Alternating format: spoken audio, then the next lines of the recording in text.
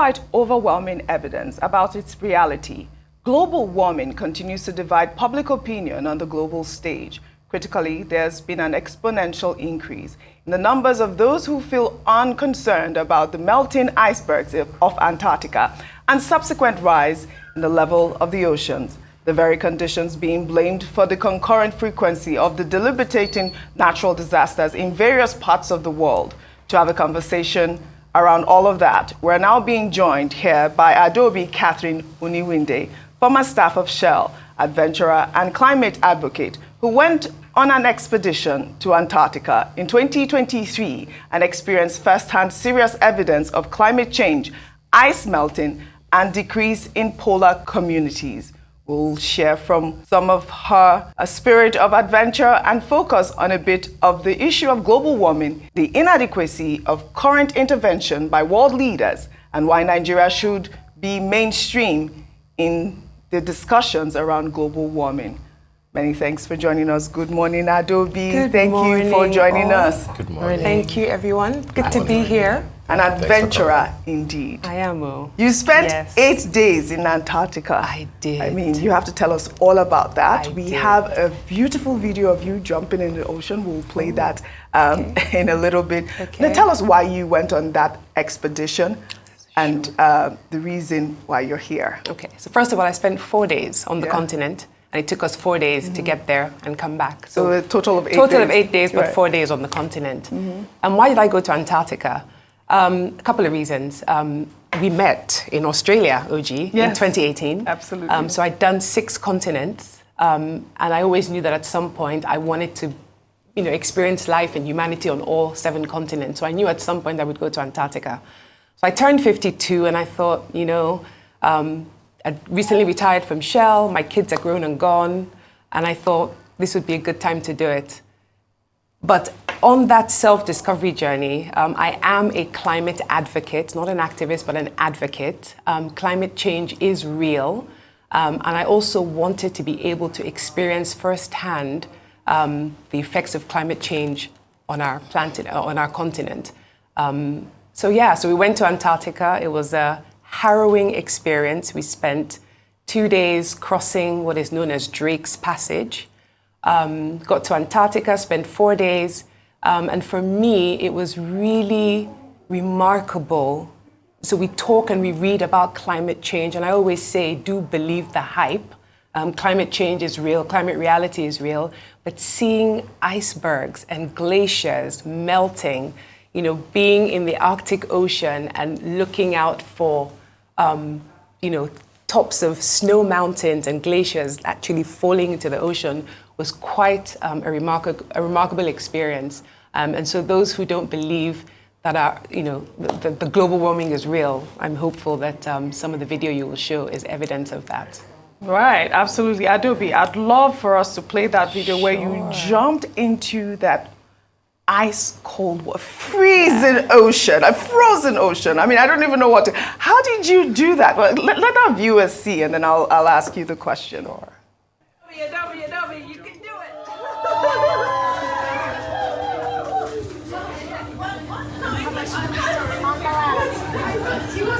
You got it.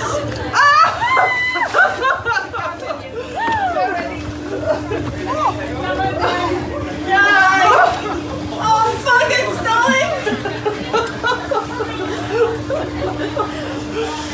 Dude, watch out. Your storm's coming up. Adaobi, what was going through your mind before you jumped into that ocean? And how did you feel afterwards? So this was an adventure Yes. trip. We were going on an adventure, and one of the activities was called the polar plunge, which is pretty much jumping into the Arctic Ocean. I believe the day we did it was probably minus 14 degrees. So it was an activity. I knew I was going to do it. My heart was beating out. It was almost like an out-of-body experience. And so you couldn't have been in that water more than 5 seconds. So even those of us who were good swimmers, they had to tie a rope to us to pull us out after 5 seconds. I shut my eyes, so I didn't see much, but that water was cold.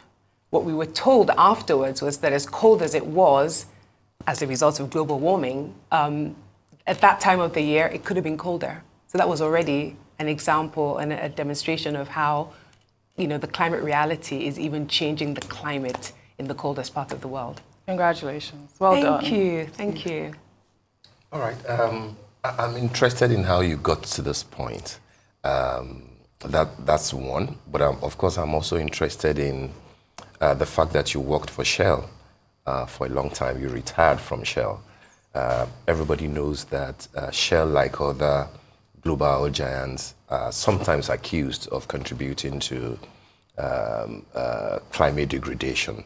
Was that part of what inspired you, and what did you come out with leaving Shell and the preponderance of concerns about how such big oil giants could have contributed to the things that you are now advocating against? So as a caveat, I will say that I do not represent Shell. I worked for Shell for 15 years. I have retired from Shell, but I did have an amazing experience with a company that I felt, even before I got into Shell, there was a single story around Shell and our environmental relationship, I'll say. When I first got to Shell, my understanding of Shell's operations we'll focus on Nigeria, was I think what most people outside the country, the NGOs, I think my impressions of Shell were pretty formed. In the 15 years I spent in Shell, I came to realize that one of the problems the company has, it was a single story, right? I think Shell, like all oil companies, did things. We've been in Nigeria over 60 years. Oil companies have been in existence in Nigeria for over 60 years. And a lot of things around our operations were happening as they were, right? So Shell did things then that were acceptable globally in the industry. Moving on to the 21st century, certainly there was a lot of criticism around our operations, but I think the story around Shell's behaviors in our operations, I think, was a single story. And what I took out of my 15 years at Shell, there is always three sides to a story: side A, side B, and the truth. And the truth is that Shell acted responsibly in the Niger Delta. So the Niger Delta, I would say, was the bane of shareholders' existence around Shell. You think Shell did? Do I think I know that Shell did. In the work that I did, certainly there were environmental issues, some caused by Shell and some Shell took the blame for, right? But when I look at the totality of Shell's reputation, the good we did in the Niger Delta, unfortunately, doesn't come out. People want to focus on the gore. People want to focus on spills and environmental degradation, which is there. Not all of Shell's fault, but I think there is a larger story about Shell's history in Nigeria that gets omitted because we focus on, the gore. Yeah, I guess that's the danger of the single story, right? Danger. Absolutely. I wanted to actually go back to your journey to Antarctica because I've seen so many videos of the Drake's Passage. Oh, and it seems like a very tumultuous journey. So how was actually getting from, was it Argentina to Antarctica? What was that journey like for you? Right. So we left from a village called Ushuaia, which is known as the end of the world. It was 48 hours from Ushuaia to the continent. So imagine being in an airplane. You know how you get that drop and your heart jumps when there is what's the word? When you lose exactly, when you lose altitude. So imagine that. Imagine so the vessel, which was huge, by the way, was like a piece of wood in the ocean. I think there's a video of the movement of the vessel. So imagine that drop, your heart sinking, and then the kind of tumultuous movement that goes on with that kind of a drop. Now imagine that for 48 hours straight. Wow. And so going through Drake's Passage was a 48-hour journey of my entire soul left my body at certain times. But you're in a ship, you're in a luxury vessel, but you still felt, because it's like wind and it's where two oceans meet. So there's wind, there's cold. I don't know if you can show the video, but there's a video of what the vessel itself goes through during that journey. But again, I'm a thrill seeker. I'm an adventurer. I didn't read about Drake's Passage before I went. I knew about it, but I didn't read about it because I didn't want to over-anticipate it. But easily one of the most remarkable experiences I've summited Kilimanjaro, I've run the Great Wall of China Marathon, I've done some pretty adventurous things, but this was soul-inspiring. Yeah. We're seeing pictures there we're seeing of penguins. Yes, and I remember that you did say that the penguins there were, dying off because of the impact of global change and climate change, rather global warming and all of that. Talk to us about that type of experience. Sure. So there are very few places in the world where you have penguins. So it's not that they're dying off; their populations are decreasing. Because of global warming, so the colonies, you just showed a video, the colonies are getting much smaller because I wouldn't say they're I guess they are dying off as well, but certainly they're not procreating as much as, they're not reproducing as much as I imagine they used to. But so that was actually, in addition to the melting of the glaciers and the ice, what we were told was that the population of the penguin colonies, the obvious decrease of the population colonies is actually a very strong indication of global warming. Yeah. Okay, yeah. I can feel how, the sort of impression that you will have taken out of Antarctica, with this trip. But what do you say to, or what do you think informs climate change denial? Among many people, and how will you relate that to the politics, the global politics around, climate change and climate reality? Was listening to, another international TV station last night, and they were talking about how climate change issue will be part of what will determine who emerges in November as the next president of the United States. And of course, that there are some other scientists who say that, yes, there are issues around the climate globally, but that the hype is more than what science can actually present. What are your thoughts around all these mumbo-jumbo of climate reality? So I love the word you just used, hype. And I say, do believe the hype. Let's bring it home to Nigeria and Lagos. This is Harmattan season. Yeah. The lady who was doing my makeup and I were chatting, and she said, we didn't even have Harmattan this year. So if you think about the ferocity, think about the rains, our rainy seasons, the flooding. You've lived in Lagos, at least 10 years. Or let's talk about Nigeria. Just think about the rain alone and how the flooding has increased. Harmattan, it's supposed to be sort of dry and cool. Yeah. I don't know if I'm not feeling Harmattan. No, we don't feel So it if you think about it locally, it's obvious that something is happening in the environment. The heat is hotter, actually, than I remember growing up here in Nigeria. So you used a really good word, climate denial. It's denial. It's denial. I don't think that people who understand the science, people who follow science, people who follow trends, I don't think there's any doubt in the minds of many that it is denial. But there, like you said, there are political, politics is at play. So if we just take a look at it without even getting into the mumbo jumbo of science and just based on the way we experience, look at what happened just last month in Europe and the US, snowstorms like we'd never seen. My kids were out of school for a whole week because there was no school because the snowstorms were so bad. So I think all around the world we are feeling the effects of climate change in just the severity of our seasons, rainy season, Harmattan season, winters. How does it play out in politics? I'm not going to talk about that, but we will see.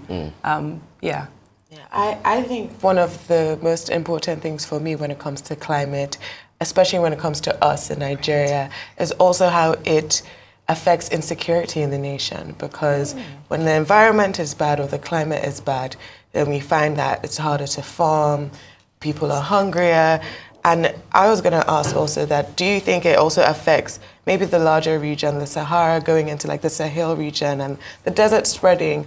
Do you think there are effects of climate change that we don't regularly talk about in our day-to-day lives, but that we need to pay attention to?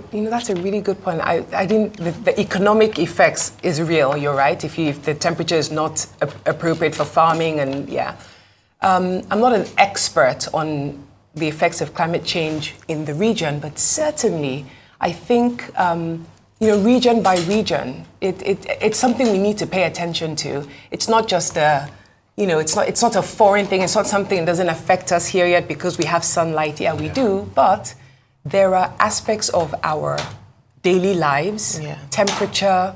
It affects everything: mental health, economics, trade. It affects everything. And I do think that governments, at some point, we're going to have to come to terms with the fact that climate change is it's upon us.